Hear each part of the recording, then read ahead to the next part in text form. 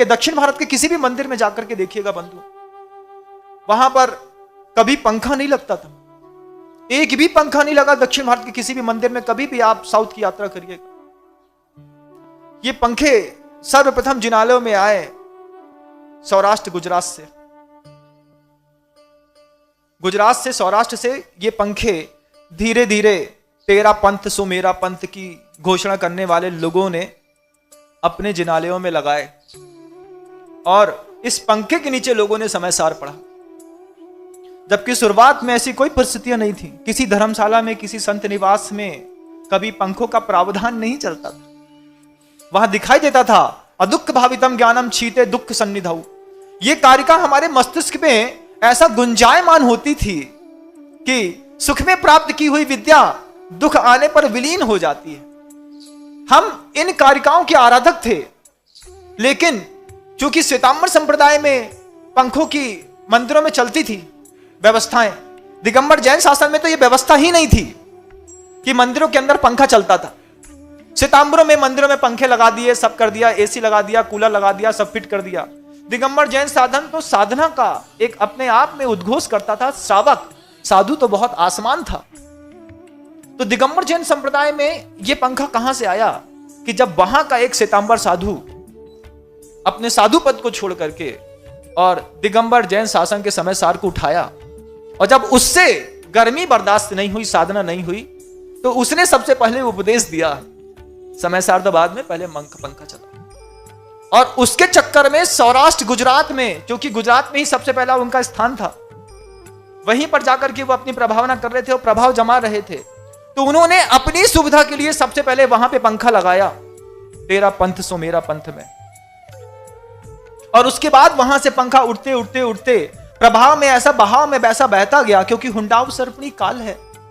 इस हुंडाव सर्पणी काल में साधना कभी भी स्थिरता को प्राप्त नहीं होती बंधु, हमेशा नीचे जाती रहती है। बहुत रोकना पड़ता है मन को, तब साधना नियमित बनी रहती है। और जैसे थोड़ा थोड़ा बहाव की आग धीरे धीरे, जैसे वो गुजरात की आग यहां तक आके आपके घरों में, मंदिरों में तक घुस गई, ठीक ऐसे ही उस व्यक्ति के चक्कर में पूरे समाज के मंदिरों में पंखे लग गए। और अब ऐसी स्थितियां बन गई हैं कि साधु के कमरों में भी तुम लोग एसी लगा देते हो। अब ऐसी स्थितियां बन गई हैं कि जिनालय में अगर 4, 5, 7, 10 पंखे नहीं लगे हों तो तुमसे नमोकार मंत्र की माला नहीं फेरी जाती, तुम्हारा मति ज्ञान कहीं छू हो जाता है, तुम्हारे शुद्ध ज्ञान की सारी शक्ति विलीन हो जाती है। जैसे ही अंधेरा होता है, कहां तो दीपक के प्रकाश में लोग भगवान को देखते देखते अपनी आत्मा देख लेते थे, कहां आज चकचकाती लाइटों के बीच में, चमचमाती मूर्तियों के बीच में पंखा चलने के बाद भी राग के परमाणुओं का इतना सा भी त्याग नहीं हो पा रहा। और अपने आप को आप आगम धारा कहते हैं, अपने आप को अपने आप कहते हैं कि हाँ, यह स्वाध्याय ही परम तप है। जो स्वाध्याय परम तप की घोषणा करते हैं, जिनके यहां स्वाध्याय परम तप माना जाता है बंधुओं, उनके यहां जाते ही साथ एक बार आप सिर्फ एसी, कूलर और अपना पंखा बंद कर देना, देखना उनकी भ्रुकुटियां कैसी चढ़ जाती।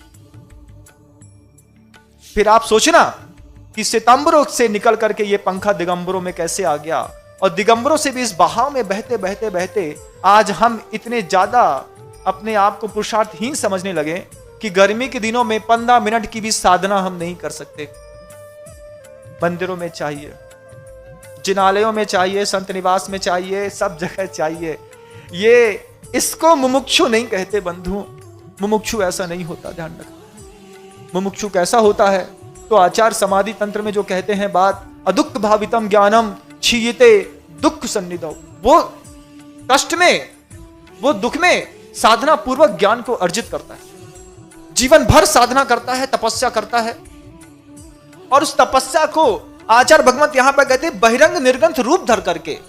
जो मुमुक्षु बहिरंग से निर्गंथ रूप धरता है, उसको आचार्यों ने धनुष संज्ञा दी है कि ये बहिरंग रूप क्या है, 28 मूल गुण क्या है, 5 महाव्रत क्या है। तो आचार्य भगवत कहते हैं ये तुम्हारा धनुष है। इस धनुष के ऊपर क्या है, इस धनुष के ऊपर तुम ज्ञान रूपी बाण को लगाओ।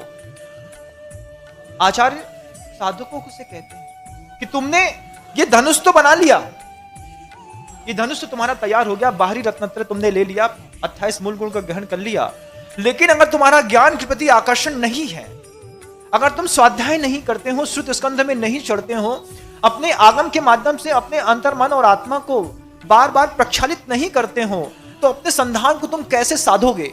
बाण थोड़ा टेढ़ा हो, बाण थोड़ा कच्चा हो, बाण थोड़ा हल्का हो, बाण को खींचने वाले के पास शक्ति ना हो, तो क्या बाण कभी लक्ष्य को भेद पाता है?